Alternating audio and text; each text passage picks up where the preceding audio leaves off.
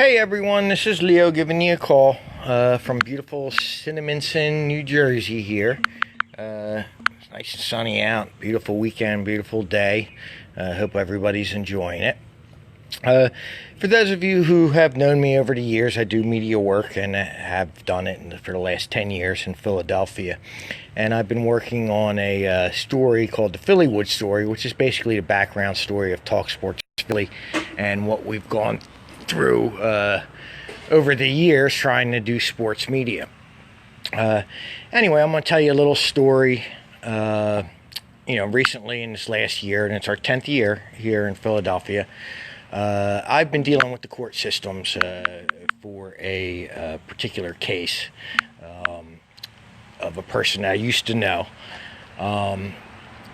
And her name's Jennifer Sherlock, just so you know, and put accusations out against me, and now, I've been thrown in jail 3 times since then, and coming up on the 4th. And basically what I was doing is I was speaking up against discrimination and injustice that's been going on with me in TalkSportsPhilly for the last 7 years. But the last time they threw me in jail, and this is the story that it is, it's a jail story. Last time they threw me in jail here in Philly, it was on my birthday, and my birthday was May 6th. It happened to be the same birthday as Meek Mills, who's fighting the criminal justice reform. And they don't want me to, post on the internet. They don't want me to do my social media work. I'm trained in information technology, done computers all my life, trained people on the internet all my life. All of a sudden, I'm not allowed to communicate anymore in the United States. And so they're throwing me in jail for communicating. Like this right here, what I'm doing, you're listening to what's going to get me thrown in jail. So, and of course I'm not going to do that. I'm not going to give up my First Amendment rights just because of Jennifer Sherlock. I mean, it's insane. Never heard of anything of the sort. Anyway, so here I am. I'm going to tell the story of jail. So the last time I went into jail, they threw me in for 20 days for contempt for doing my social media work and doing the First Amendment, practicing the First Amendment here in the United States. And they threw me in jail. While I was in jail, and you have to know this about our country, once you've been in jail and once you go through the system, you see the evil that our country is. And I'm sorry to say that. It's just like if you were in Nazi Germany, you went to the concentration camp, you saw what they did. All of a sudden, you would look at the country to say it differently. And that's sort of what happened here. I never liked the system, always thought it was out of balance, and now I know it. Anyway, so while I was in jail, in Philadelphia, what happens is they have what they call, on State Road, they have a whole host of jails, different types of jails. One's called CFCF, which is your main processing unit. You have DC, which is the detention center, more of a lower minimum security. You got a prison called PIC, which is more for heavy, violent, and I guess more gang type stuff. And there's a whole host of different prisons, over there on State Road in Philly. And probably, I think I was told it was the most in the country, and it just surprises me, being the birthplace of freedom. But anyway, while I was in there, one night, and you're in a dorm, so there's no protection for you at all. You're in a dorm of 30 people plus per cell, and you have a couple guards in the middle, and that's basically it. You're fending for yourself. And one of the nights I got up, and I was going to go to I was going to the bathroom. It was about 2-3 in the morning, so I got up from my bunk, which are terrible for anybody who's never slept in one of those bunks. And went to the bathroom, and I'm half asleep. I'm not really thinking or anything. And I finished going to the bathroom and started walking back to my bunk. And one of the people that was up, younger guy who was very vocal and pushing around people in the cell and stuff like that, decided to speak up and say, "Hey, you didn't wash your hands when you finished." And he's like, I turned around and I was like, "Sorry," and I went back and washed my hands. I'm not thinking. I typically rinse my hands after anyway. But so I did that. Anyway, I walked back to my bunk, and he's following me around, following me back to my bunk and bitching and moaning that, about me forgetting to wash my hands. So I told him, turn around, told him mind his own business, Listen, you go to the bathroom for you, I'll go to the bathroom for me. I don't really care what you do when you go to the bathroom, and I don't really want you to care about what I do at the bathroom, so mind your own business. And that was basically what I said. Well, he felt disrespected by that. Now, remember, he's a young bull, and he wanted to run the cell, basically.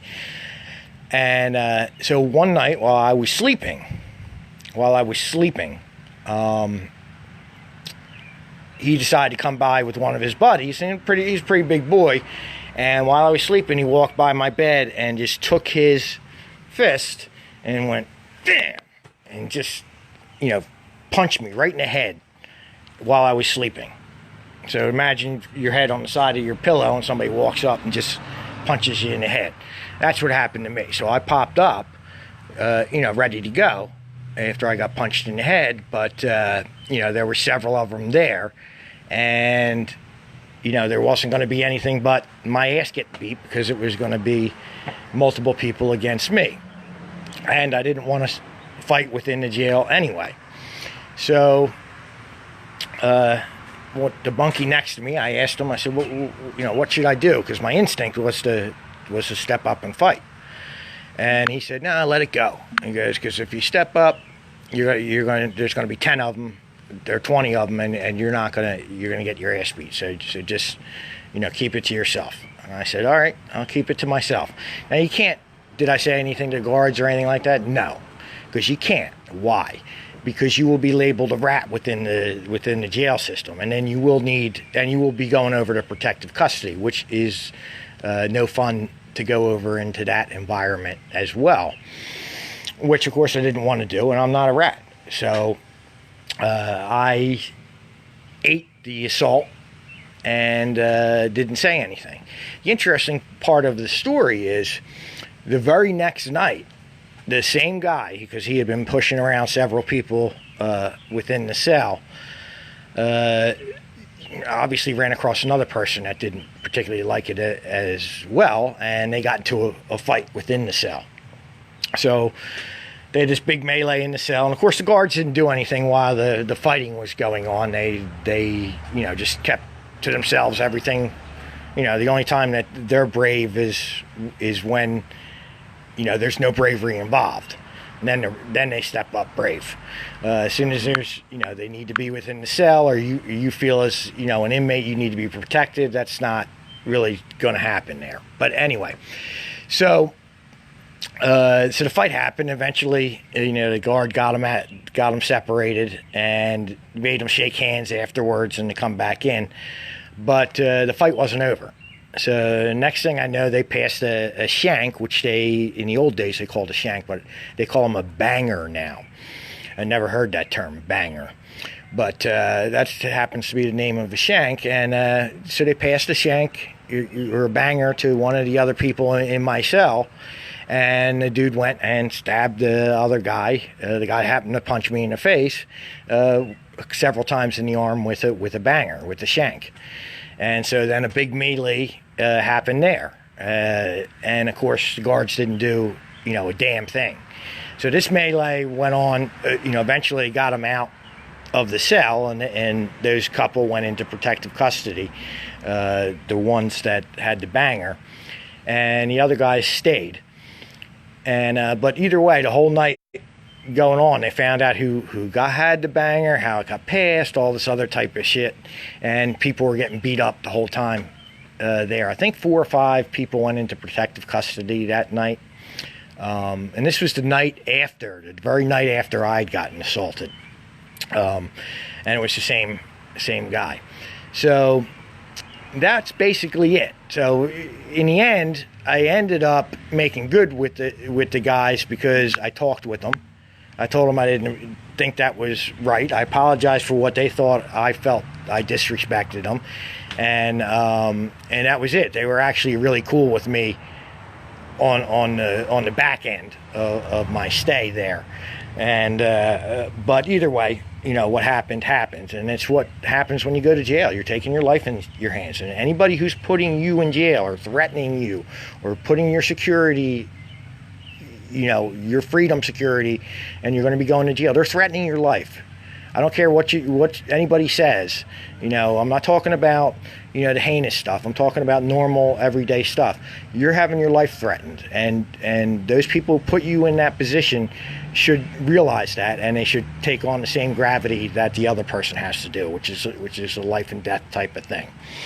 And maybe we wouldn't have so many rats in this world if they were held to the same standards as the people that they're persecuting.